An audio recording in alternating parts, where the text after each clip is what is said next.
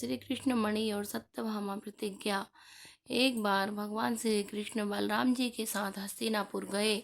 उनके हस्तिनापुर चले जाने के बाद अक्रूर और कृतवर्मा ने सतधन्वा को सामंतक मणि छीनने के लिए उकसाया। सतधन्वा बड़े दुष्ट और पापी स्वभाव का मनुष्य था। अक्रूर और कृतवर्मा के बहकाने पर उसने लोभवश सोए हुए सत्यजीत को मौत के घाट उतार दिया और मणि लेकर वहां से चला गया। सतधन्वा द्वारा अपने पिता के मारे जाने का समाचार सुनकर सत्यभामा शोक आतुर होकर रोने लगी।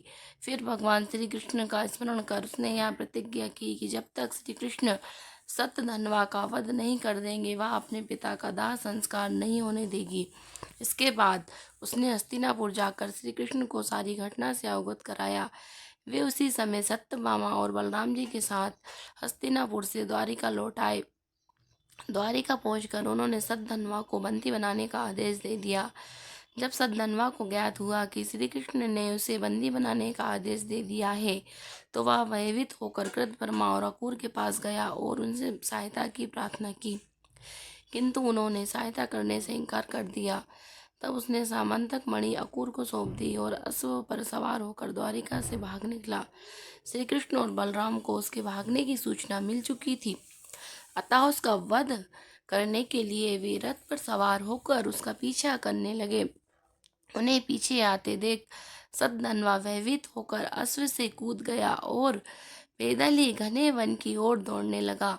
तब श्री कृष्ण ने सुदर्शन चक्र से उसका मस्तक धड़ से अलग कर दिया।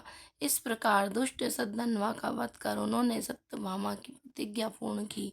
सतधन्वा की मृत्यु का समाचार सुनकर कृतवर्मा और अक्रूर भयभीत होकर अपने परिवारों सहित द्वारिका से चले गए। श्री कृष्ण अक्रूर से बड़ा प्रेम करते थे। जब उन्हें अक्रूर के द्वारिका से जाने का समाचार मिला तो वे अत्यंत दुखी हो गए। उन्होंने उसी क्षण सैनिकों को आज्ञा दी कि वे अक्रूर जी को ससम्मान द्वारिका वापस ले आए। शीघ्र ही अक्रूर को ससम्मान द्वारिका लाया गया। उनका अतिथि सत्कार करने के बाद श्री कृष्ण प्रेम भरे स्वर में बोले, चाचा श्री, मैं पहले से ही जानता था कि सतधन्वा सामंतक मणि आपके पास छोड़ गया है, किंतु हमें उसकी आवश्यकता नहीं है। आप बड़े धर्मात्मा और दानी हैं, इसलिए उसे आप अपने ही पास रखें। उनकी बात सुनकर अक्रूर की आंखों से आंसू बह निकले। वे अपने अपराध की क्षमा मांगते हुए बोले, दया निधान, आप परम दयालु और भक्त वत्सल हैं। मैं आपकी शरण में हूँ, आप मेरे अपराध को क्षमा करें। यह कहकर उन्होंने मणि उन्हें सौंप दी। तब भगवान श्री कृष्ण ने उन्हें गले से लगा लिया और वह मणि वापस उन्हें लौटा दी। अक्रूर जी ने तभी ये प्रण किया कि वे अब लालच से हमेशा दूर रहेंगे, क्योंकि लालच बुरी बला होती है।